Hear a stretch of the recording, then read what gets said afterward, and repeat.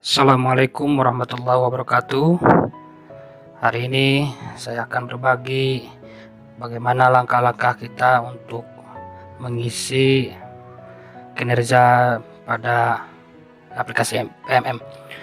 Baik, tentu saja kita harus membuka aplikasi browser, baik itu Google Chrome ataupun yang lainnya, dan kita harus connect dengan internet.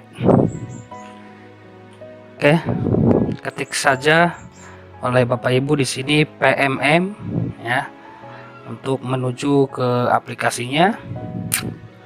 Baik, kalau sudah terbuka seperti ini, silakan Bapak Ibu klik saja bagian paling atas ya, yang ini. Nah, kebetulan ini saya sudah login. Kalau Bapak Ibu belum login, silakan login ya di sini. Silakan masukkan saja Gmail Bapak Ibu ya. Oke, anggap saja ini Bapak Ibu sudah login. Kita mulai. Nah, kalau sudah tampil beranda seperti ini, tampilan pertama seperti ini, Bapak Ibu tinggal scroll saja ke bawah ya, lalu cari yang namanya pengelolaan kinerja ya. Kalau sudah ketemu pengelolaan kinerja ya, nah, dicari aja ya, terus di scroll kalau memang belum ketemu ya. Nah, dari tampilan ini, nah ini adalah pengelolaan kinerja. Di sini kita akan memulai mengisi. Langkah pertama kita klik. Setelah kita klik, nah ini tampilannya, beranda awal untuk pengisian kinerja ya. Dimana yang pertama itu kita bisa lihat rencana lanjut rencana kinerja, kemudian di bawahnya alur pengelolaan kinerja selama 1 semester. Untuk bulan Januari kita hanya membuat perencanaan guru dan persetujuan atasan ya, tentunya oleh kepala sekolah nanti disetujuinya. Baik, kalau sudah tampil seperti ini ya, ini menuju Februari sampai Juni, ini hanya dalam 1 semester ya, target kita atau RHK kita dalam 1 semester. Oke, kalau dirasa sudah mantap ya, sudah mengetahui hal ini, di beranda ini kita coba untuk mengisi. Langsung saja klik lanjut rencana kinerja. Nah, tampilan seperti ini, nah, akan tampil seperti ini Bapak Ibu. Nah, di sini di beranda ini hal-hal yang perlu diperhatikan ya. Nah, ini sampai Januari sampai Juni doang ya, 2024, Januari sampai Juni. Nanti mungkin di semester 2 kita akan membuat lagi, semester 1 maaf ya. Oke, ada praktik pembelajaran, kemudian kompetensi dan yang lainnya. Nah, di sini harus dikoordinasikan dulu dengan kepala sekolah melalui mungkin kita refleksi diri dulu, kemudian ngobrol dengan teman sejawat, dengan teman-teman guru, lalu kemudian dikompromikan dengan kepala sekolah hal apa yang akan kita tentukan untuk menentukan penerapan disiplin ataupun keteraturan suasana kelas dan yang lainnya. Nah, ini perlu dikoordinasikan dulu Bapak Ibu.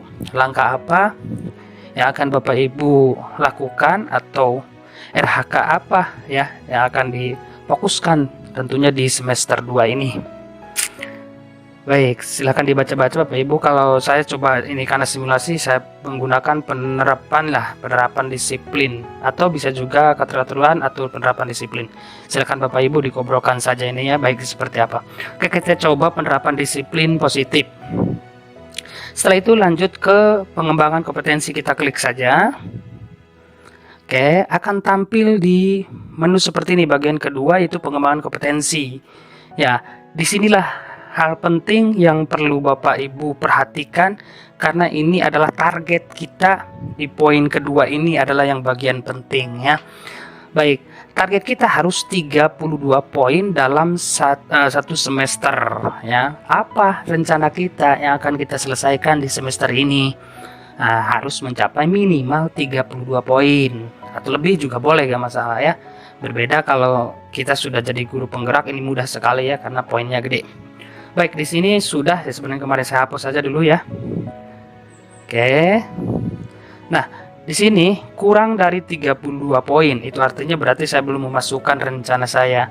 Nah, langkah pertama tentu saja ya, sesuai tadi yang kita sampaikan atau kita bicarakan dengan pimpinan ataupun rekan sejawat, bahwa 32 poin ini harus terselesaikan dalam satu semester ya. RHK-nya adalah ini tergantung Bapak Ibu ya. Silakan dipilih dan dibaca saja. Oke, kita klik saja di sini. Nah, kemudian tinggal dibaca-baca saja mana saja yang akan kita selesaikan di semester ini. Nah, seperti misalkan yang ini nih.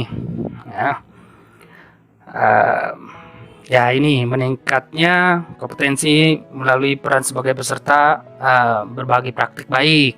Itu 4 poin ya, lumayan ya, meningkatkan kompetensi melalui peran sebagai peserta cooking ya. Itu 4 poin, 6 poin. Kemudian ini juga bagus nih, aksi nyata yang dilakukan kita di aplikasi PMM. Kemudian meningkatnya, tinggal baca-baca aja Bapak Ibu ya. Nah, bisa menelaah sebagai penelaah perangkat ajar dihasilkan oleh guru yang kita upload di aplikasi PMM ya.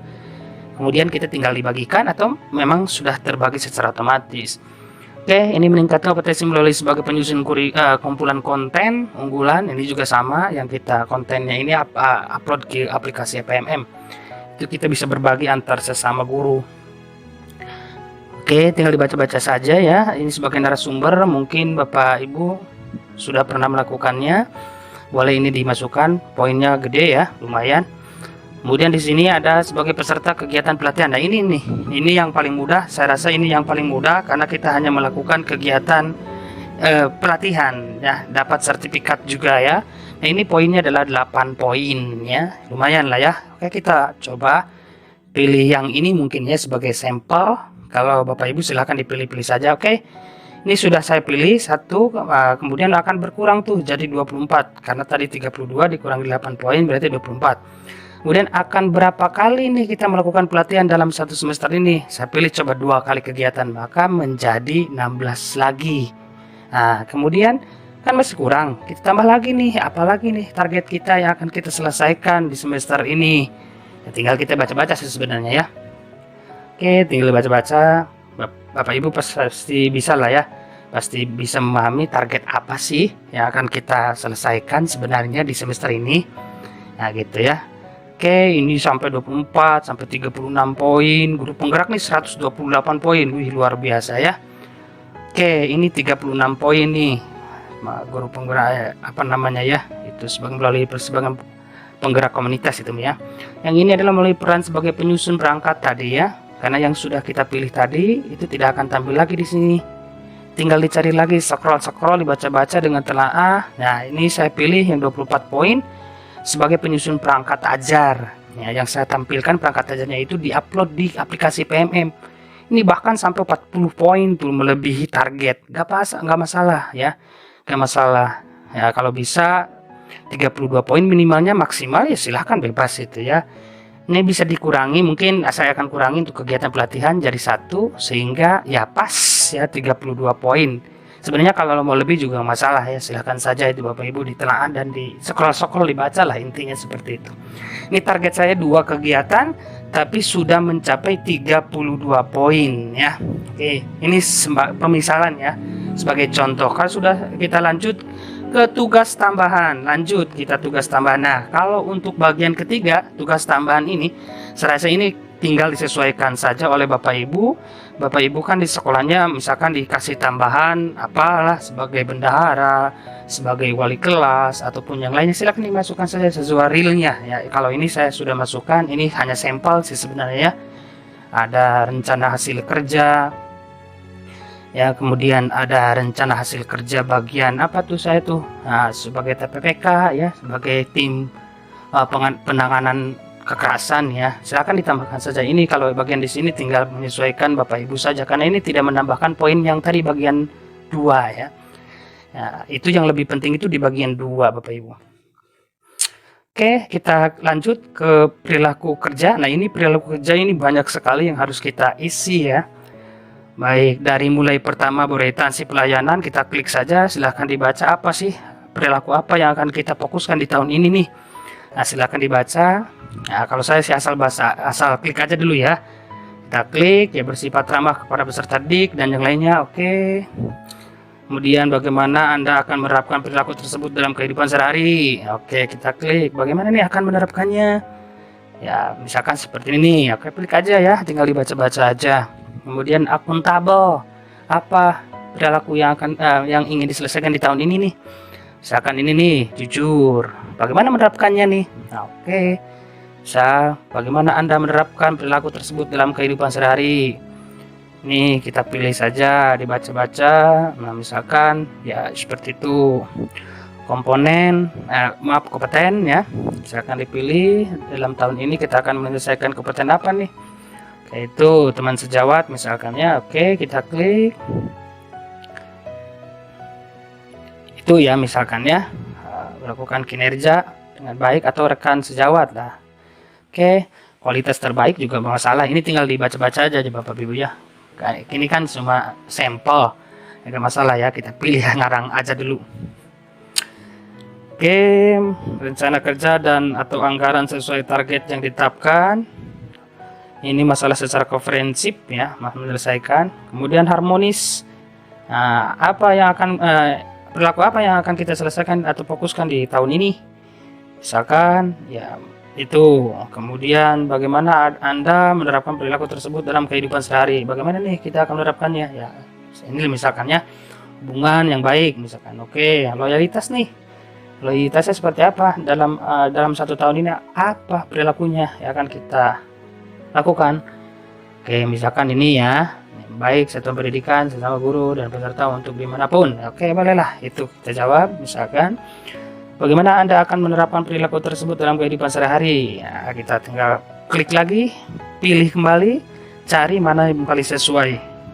Oke, bersikap dan berperilaku yang melindungi. Oke, boleh, bagus. Informasi positif tentang transformasi pengembangan. Oke, yang atas saja.